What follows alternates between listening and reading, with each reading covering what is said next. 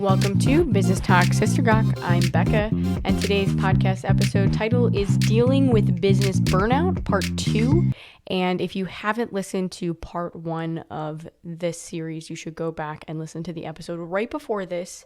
And I honestly, it is near and dear to my heart, business burnout. And when I was listening, I went back and listened to the first episode before doing this one because I was just so hot under the collar about how passionate I am about this and wanting you to know about what burnout looks like and how to overcome it because, wow, I've just experienced it so many times. And so really go back and listen to that. It's got some really good stuff in there. And honestly, I was so nervous about sharing a lot of that stuff with you all because it's something that's affected me so deeply. And that's a lot of pure honesty.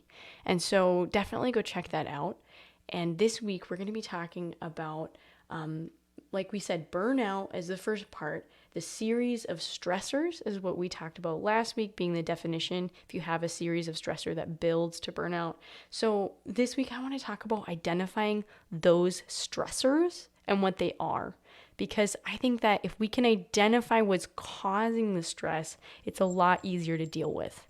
Now, more common than one would actually realize, a stressor in business can actually be another person or a series of people, which would be, if it's a series, it's commonly a culture or subculture of the business that you're part of. And man, I wish I had known about this when I first started managing people.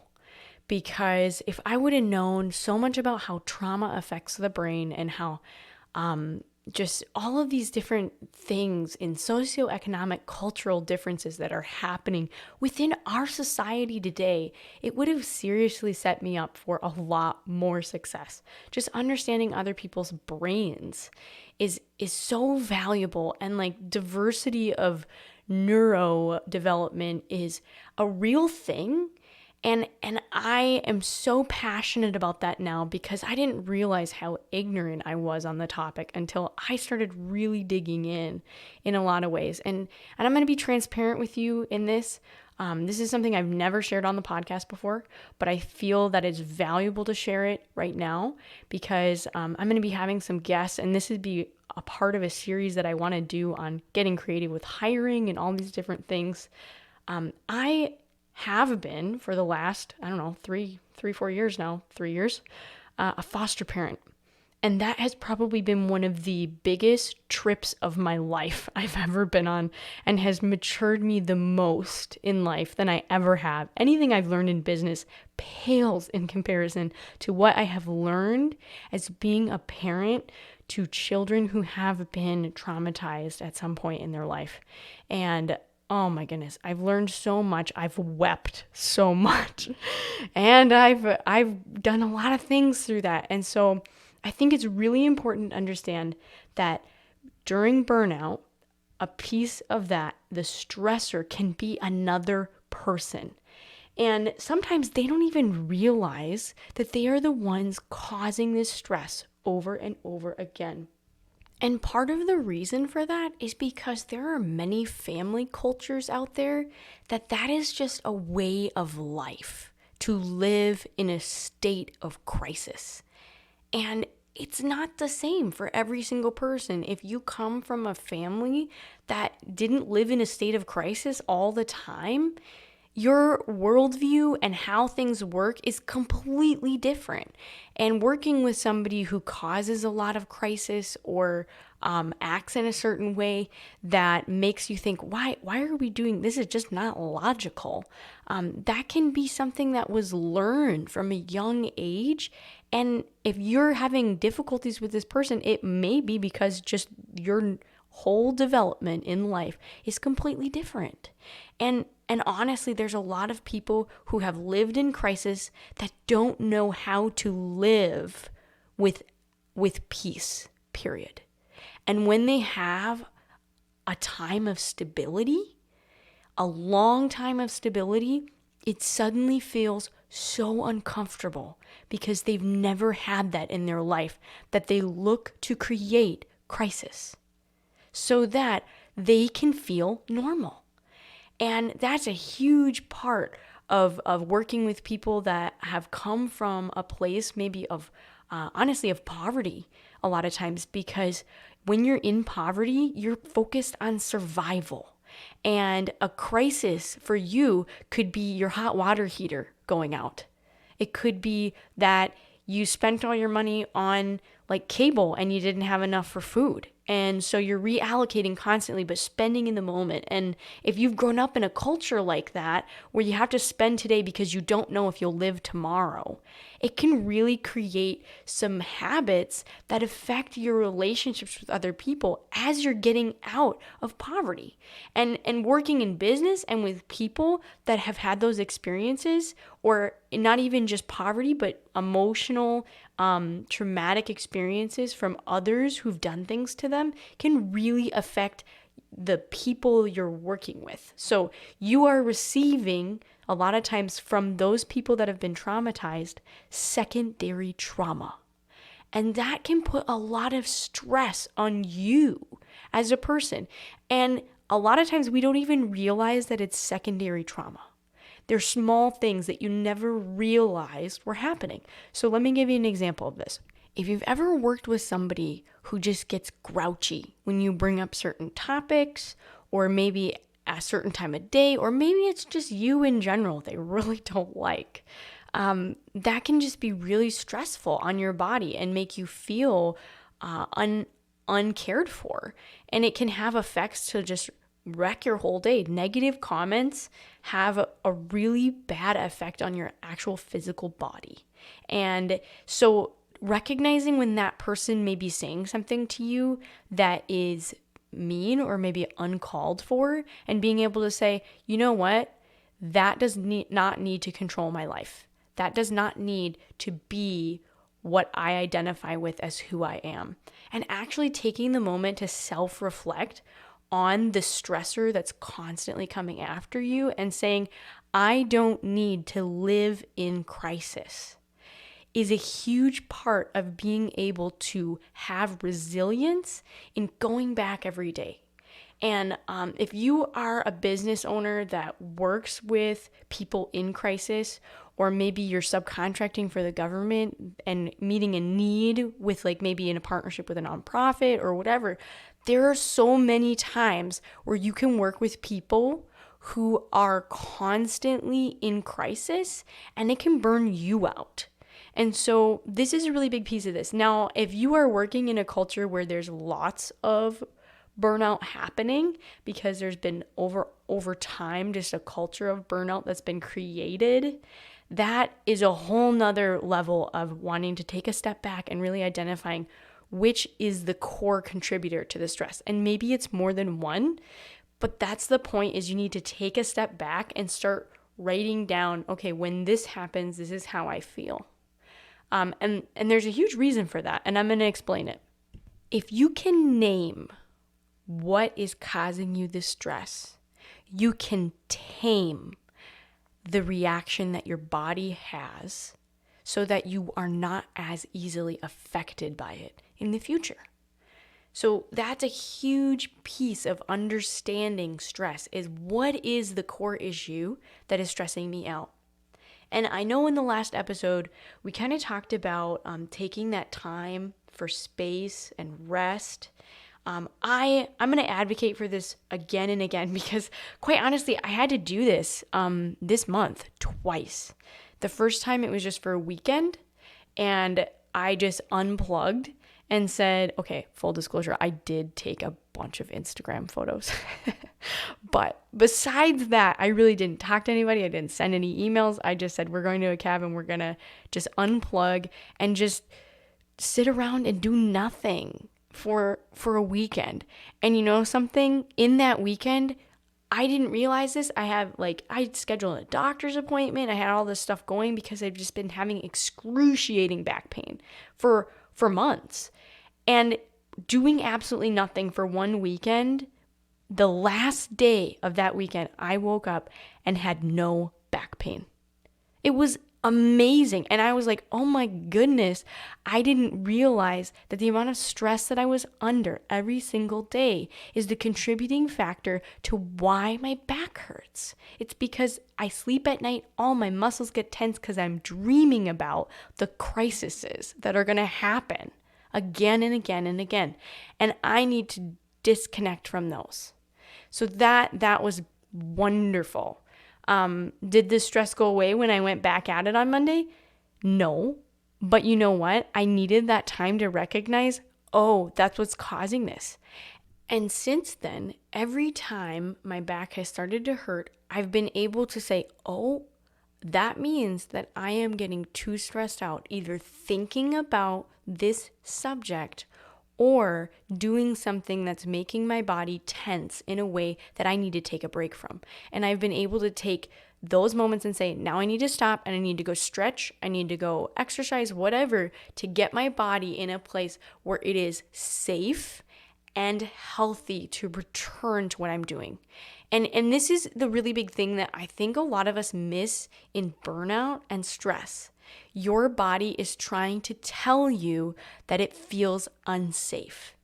And back in the day when we were running away from like tigers and lions or whatever else that was coming after us, our bodies were like, we're not safe. And until you can run away from whatever that is, your body didn't think that it was getting itself safe. And so the exercise is so important. The stretching, relaxing your muscles, and telling your brain it's okay, my body is safe.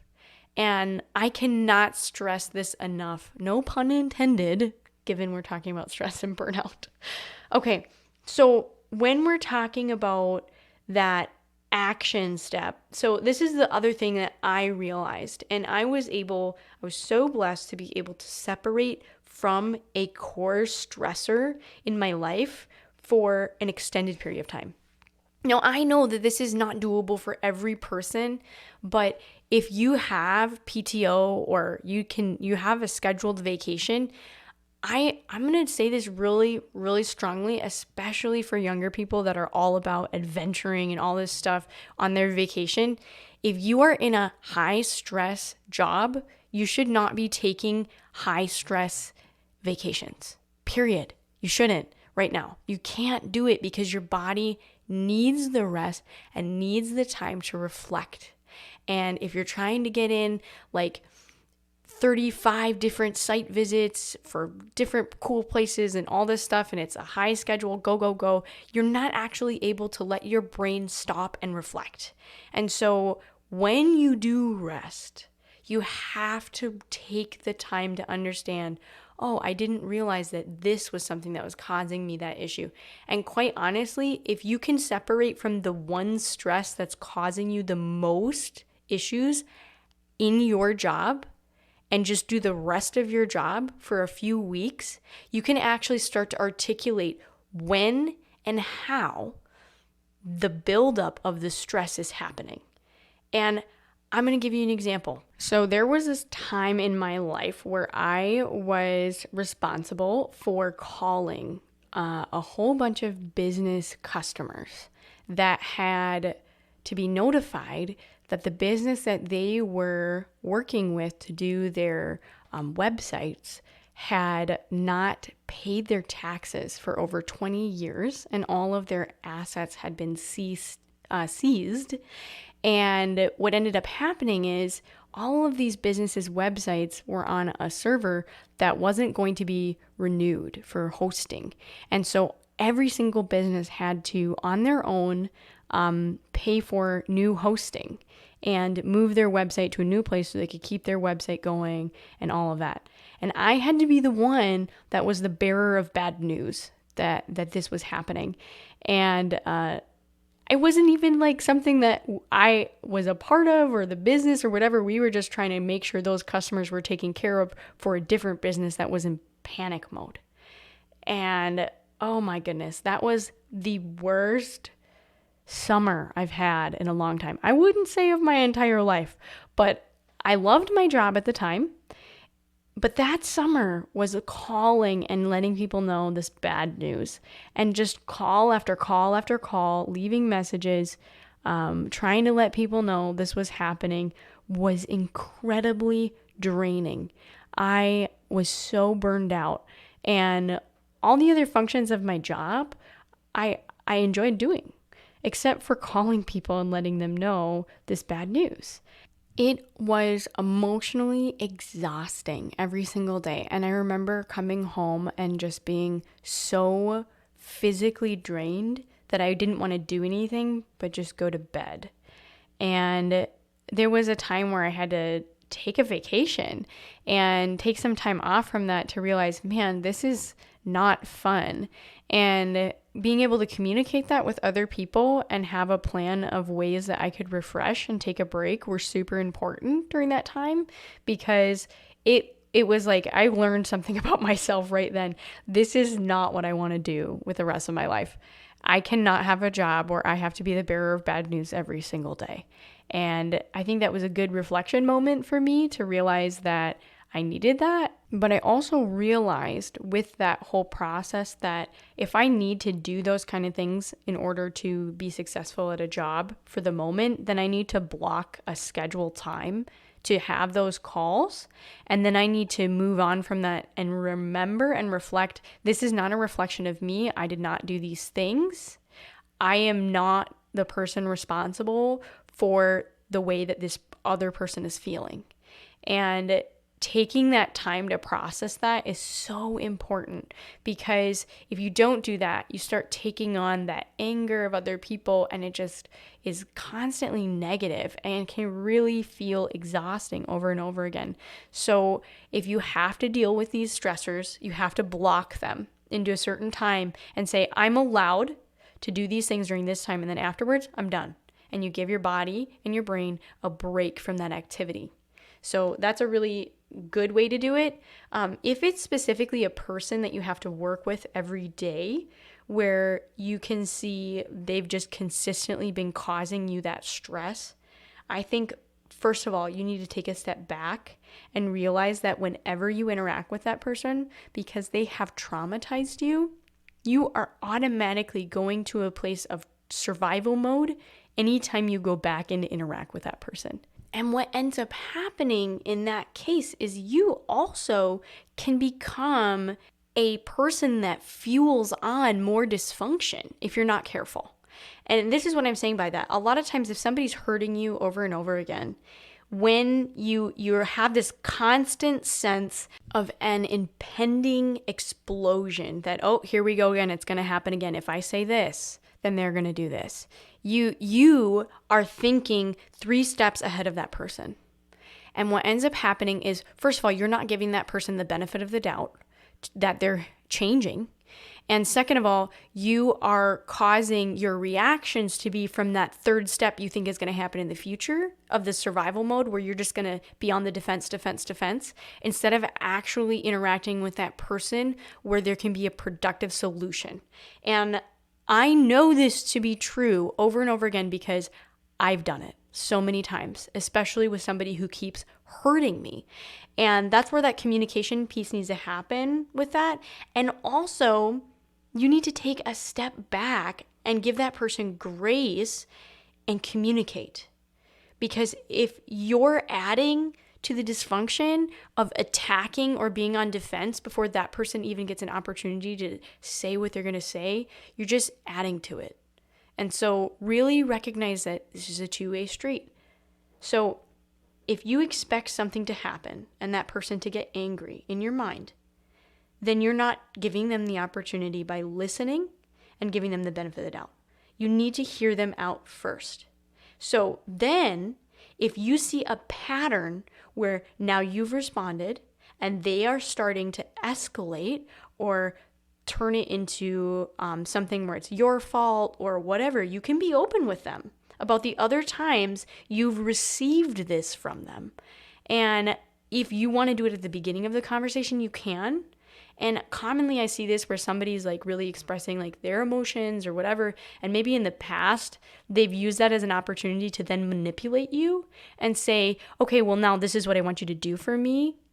And if you see that third step coming of manipulation, sometimes we can get really upset. And so you have to back up, and either at the beginning of the conversation or before you get to that point where you're seeing the rise, you have to just clarify and say, I want to listen to you.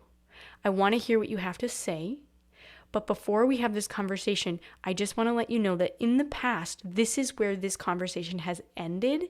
And it's really affected me and my ability to be compassionate towards you as I'm listening. So I just want to get that out of the way, that I want to be compassionate and I want to listen to you right now. But if this is going to end the same way, it's not going to be productive for either one of us. So once you have that ground rule in place, it gives that person the opportunity to be heard, and it gives you the boundary of saying, I want to be respectful of you, I want to listen to you. And then once that conversation starts turning to a place where they're going to stress you and they're going to affect you, that's when you can say, hey, remember at the beginning of this conversation, I said, this is what I was concerned about happening. It's starting to happen, and here's what I'm feeling. And so either we need to recorrect this conversation in a way that we can be productive again, or I need to disengage from this conversation until a time we can be productive together again. And if you can set those boundaries up, you can avoid becoming stressed out and taking on those things. And in the moment, this is so hard to see that you're doing. But take the time to reflect on those conversations and those relationships, because if you can't, you're just going to perpetuate a cycle of lack of compassion, lack of understanding, and you're going to reaffirm to that person that you're willing to engage in dysfunction. And that's not what you want, and ultimately, that's not what they want either. They just sometimes don't know what they want. Okay, so I think that that's a lot of different information. Identify those stressors, take the time to evaluate them, think through exactly what you can say to someone who's stressing you out, or take an opportunity to block off tasks that are stressful into certain amounts and then remove yourself from worrying about those things or dealing with those things after a certain time. So if you can put those boundaries in place with people and with tasks, it's going to really help you be resilient overall. Okay, so now I'm going to transition into the gawk portion of this episode. I am notorious for not being fully awake in the morning when I get up, or like when my husband is leaving for work. And I don't have a very good sense of balance after I wake up or anything. And I just like spill my coffee all the time. It's terrible. And this last weekend, I decided that I was going to go on like a cleaning frenzy and just clean everything, clean the floors, clean the walls. And I kid you not, I literally came through my house and found at least, this is so embarrassing, this is like 10 different places where I had spilled coffee on the walls.